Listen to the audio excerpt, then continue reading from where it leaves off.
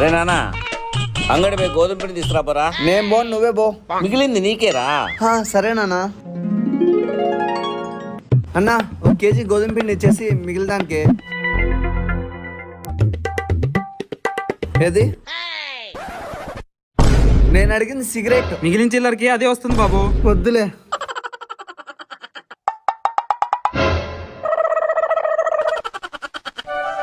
రే తీసుకోరా.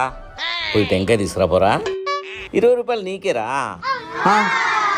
హలో, ఇదిగో 50 రూపాయలు. 30 రూపాయలు టెంకాయ బిన్నా, 20 రూపాయలు మిగులుతుంది.